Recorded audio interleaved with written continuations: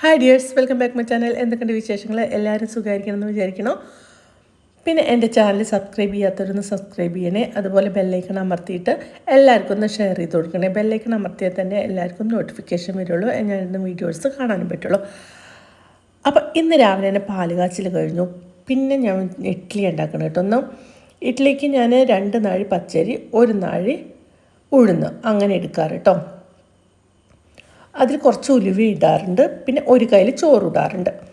അപ്പോൾ അതൊക്കെ റെഡിയാക്കി വെച്ചു. പിന്നെ വേഗം ഉണ്ടാക്കാൻ തുടങ്ങി കേട്ടോ. പിന്നെ ചട്നിക്കാണെങ്കിൽ പൊട്ടുകടല, തേങ്ങ, അതേപോലെ ചീനിമുളക്, ചുവന്നുള്ളി ഇത്ര ഇടാറ്. കല്ലുപ്പ് ഇട്ടിട്ട് നന്നായി അരയ്ക്കും. വേണമെങ്കിൽ ഇഞ്ചി ഇടാം. ഇഞ്ചിയുടെ ഫ്ലേവർ ഇഷ്ടമില്ലാത്തവർക്ക് ഇടണ്ട, അങ്ങനെ കേട്ടോ. ചിലപ്പോൾ ഇഞ്ചി ഇടാറുണ്ട്, ചിലപ്പോൾ ഇഞ്ചി ഇടാറില്ല.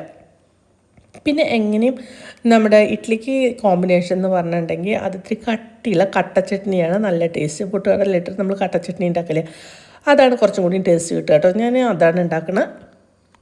പിന്നെ സാധാരണത്തെ പോലെ നമ്മൾ ചട്നിക്കുള്ള എന്താ പറയുക, നാളികേരമൊക്കെ അരച്ചിട്ട് ബൗളിൽ ഒഴിച്ചു കേട്ടോ. എന്നിട്ട് കുറച്ചും കൂടി വെള്ളം ഒഴിച്ചിട്ട് നന്നായിട്ട് ഒന്ന് ഇളക്കിയിട്ട് ഈ ബൗളിലേക്ക് ഒഴിച്ചിട്ട് ഒന്ന് നന്നായി ഇളക്കി യോജിപ്പിച്ചു കേട്ടോ. കണ്ടില്ല, നല്ല കട്ടിയിട്ട് തന്നെ ഇരിക്കേണ്ട. ഒരു തേങ്ങ ഇട്ടാൽ ഇന്ന് നന്നായി അരിഞ്ഞില്ല തോന്നുന്നു കേട്ടോ. ഒരു പീസയിൽ കിടങ്ങുന്നുണ്ടോ, കണ്ടില്ലേ?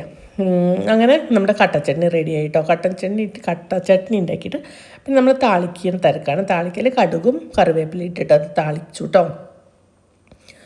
എപ്പോഴും ഞാൻ താളിക്കുമ്പോൾ ഞാൻ സാധാരണ ചെയ്യുന്ന പോലെ പൗളിലേക്ക് ഈ താളിക്കൂട്ട് ഒഴിക്കുക ചെയ്യാറ് കേട്ടോ.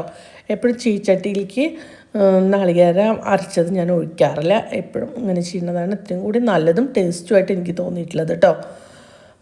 നാളികേരം ഇതൊന്നും നല്ല ചുടുവെള്ളത്തിലാണ് അരയ്ക്കുകയെന്ന് മാത്രം കേട്ടോ.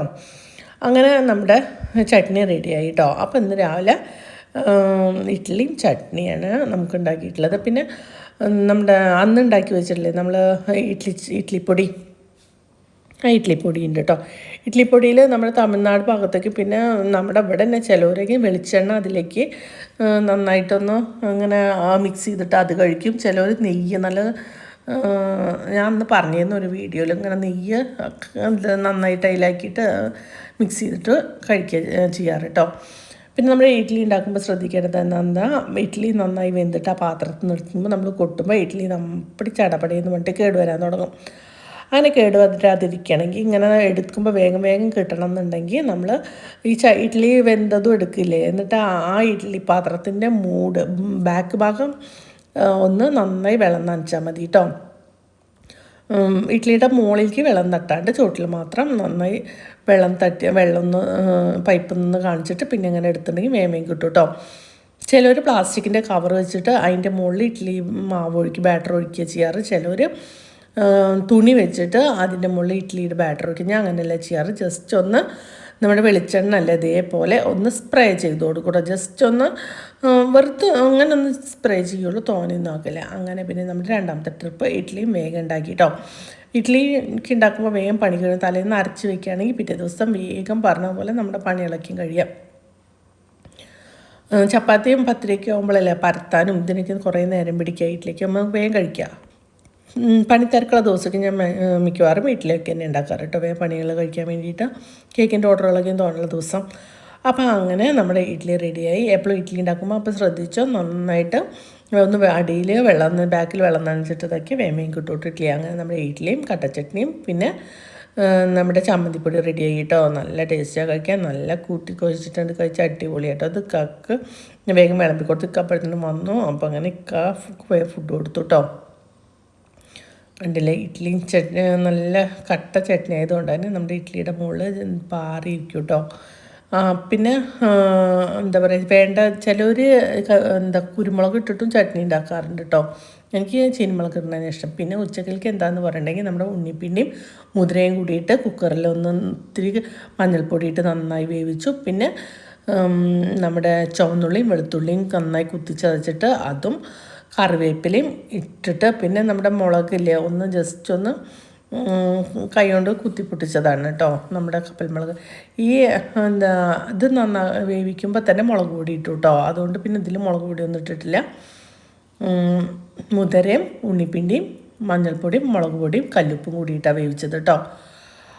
നേരത്തെ ഞാൻ മുളക് പൊടി പറയാൻ മറന്നു പോകുന്നു ഇതൊന്നും. അപ്പോൾ അതൊക്കെ ഇട്ട് വേവിച്ചിട്ട് നന്നായിട്ട് എന്താ ചീഞ്ചട്ടിയിൽ വെളിച്ചെണ്ണ ഒഴിച്ചിട്ട് ഇതുപോലെ കുത്തിച്ചതച്ചിട്ട് അത് നന്നായി ഇളക്കി യോജിപ്പിച്ചു കേട്ടോ.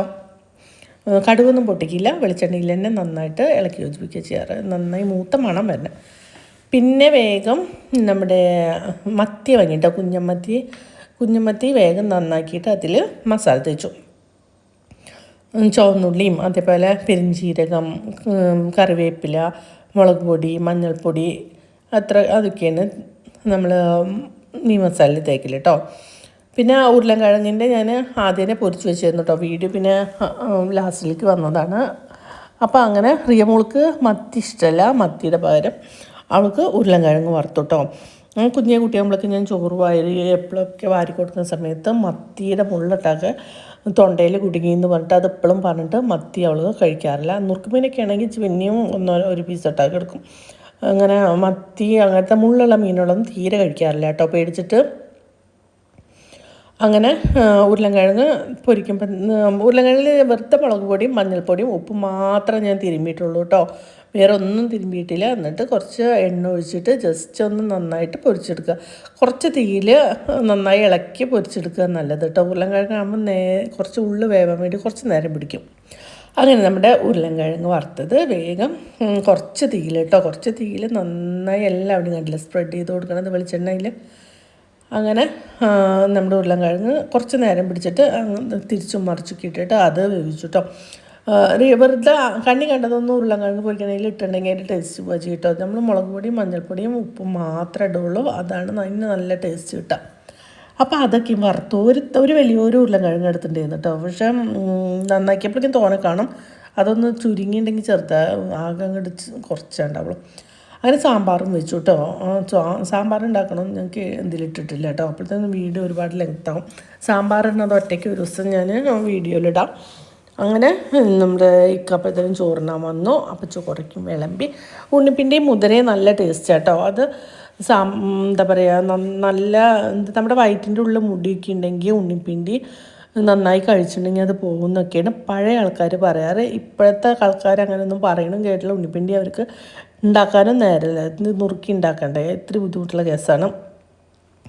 അപ്പോൾ ആരും അതിന് മെനക്കെടാറില്ല. ഞാൻ ഇടയ്ക്ക് ഇതുപോലെ ഉണ്ണിപ്പിണ്ടി നമ്മുടെ വാഴ ഉണ്ടാവുന്ന സമയത്ത്, പഴം ഉണ്ടാവുന്ന സമയത്തൊക്കെ ഞാൻ ഉണ്ണിപ്പിണ്ടി ഇങ്ങനെ ഇതേപോലെ നന്നായിട്ട് നുറുക്കിയിട്ട് കുഞ്ഞു കുഞ്ഞിതാക്കണം കേട്ടോ. മുതിരയും ഒരു പിടി മുതിരയും ഉണ്ണിപ്പിണ്ടിയെ കൂടുതലുണ്ടാവും കേട്ടോ. പിന്നെ നമ്മുടെ കുഞ്ഞമ്മത്തിയും കൂട്ടിയിട്ട് കൂട്ടി കുഴച്ച് അടിപൊളിയായിട്ട് കഴിച്ചു കേട്ടോ. അതൊക്കെ ഉണ്ടാവും. പിന്നെ വെളുത്തുള്ളി അച്ചാറ് എടുത്ത് ഞാൻ കേട്ടോ, ഇതിലേക്ക് ഇത്തിരി കൂടി ടേസ്റ്റിക്ക് തോന്നുന്നത് വെളുത്തുള്ളി അച്ചാറാണ്. അപ്പം ഞാൻ വെളുത്തുള്ളി അച്ചാറും പിന്നെ സാമ്പാർ കണ്ടില്ലേ, സാമ്പാർ ഞാൻ ഒരു ദിവസം ഞാൻ പറഞ്ഞില്ലേ, ഇതിന് മുമ്പ് ഒരു ദിവസം ഇടണമെന്ന് വിചാരിച്ചു, അന്നും നേരം കിട്ടിയില്ല. ഇന്നും ഈ പറഞ്ഞ പോലെ കേക്ക് ഉണ്ടായിരുന്നു. പിന്നെ ഈ വീട്ടിലത്തെ പണികളുടെ അടിക്കലും തുടക്കലും പറഞ്ഞ പോലെ 100 കൂട്ടം പണികളും ഉണ്ടാവും. അതിൻ്റെ ഇടയിൽ റിയമോളെ ട്യൂഷനും സ്കൂളിലേക്കും കൊണ്ടാക്കാനും നേരം, അങ്ങനെ ആകെ തിരക്ക് പിടിച്ച ദിവസങ്ങളായതുകൊണ്ട് നമ്മുടെ സാമ്പാർ ഉണ്ടാക്കാൻ കുറച്ച് നേരം പിടിക്കും. അങ്ങനെ പിന്നെ രാത്രിക്കൽക്കും ഇതൊക്കെ തന്നെ ഉണ്ടായിരുന്നത് കേട്ടോ. പിന്നെ റിയമോൾക്കാണെങ്കിൽ രാത്രിക്കൽക്ക് ഈ ഇത് അവൾക്ക് നല്ല ഇഷ്ടമാണ്. വെളിച്ചെണ്ണയിൽ ഇത് നന്നായിട്ട് വറുത്ത് കൊടുത്തു കേട്ടോ. അത് വെറുതെ പണ്ടൊക്കെ സിനിമ തിയേറ്ററിലേക്ക് മുമ്പ് സിനിമ കഴിക്കുമ്പോൾ ഇത് കഴിക്കാൻ വേണ്ടിയിട്ട് അവൾ സിനിമയ്ക്ക് വരിക. അത് പാക്കറ്റിലാക്കി കിട്ടുമല്ലോ. പിന്നെ ഇക്കങ്ങനെ പേടിപ്പിച്ചിട്ട് അത് കഴിക്കില്ല കേട്ടോ, ഇങ്ങനത്തെ എണ്ണയില വറുത്തതൊന്നും അറിയില്ല, വാങ്ങണ്ടെന്നൊക്കെയും പറഞ്ഞിട്ട്. അങ്ങനെ അവൾക്ക് ഇത് വറുത്ത് കൊടുത്തു ഉച്ചയ്ക്ക്. പിന്നെ എല്ലാവരും ഒന്ന് സബ്സ്ക്രൈബ് ചെയ്യണം കേട്ടോ. സബ്സ്ക്രൈബ് ചെയ്ത് ബെല്ലൈക്കൺ അമർത്തിയിട്ട് നമ്മുടെ എന്താ പറയുക വീഡിയോയുടെ അഭിപ്രായങ്ങളും എല്ലാം നിങ്ങൾ വാട്സപ്പിൽ അറിയിക്കേണ്ട, വാട്സപ്പിൽ എല്ലാവരും അറിയിക്കാറ്. അത് നമ്മുടെ ഈ വീഡിയോയുടെ താഴെ ഒന്ന് കമൻറ്റ് ചെയ്യുക വേണ്ടത്, അതാണ് നമുക്ക് എന്താ പറയുക കാണാൻ പറ്റുള്ള എല്ലാവർക്കും. അപ്പോൾ അടുത്ത വീഡിയോ കാണുന്നവരെ ഗുഡ് ബൈ.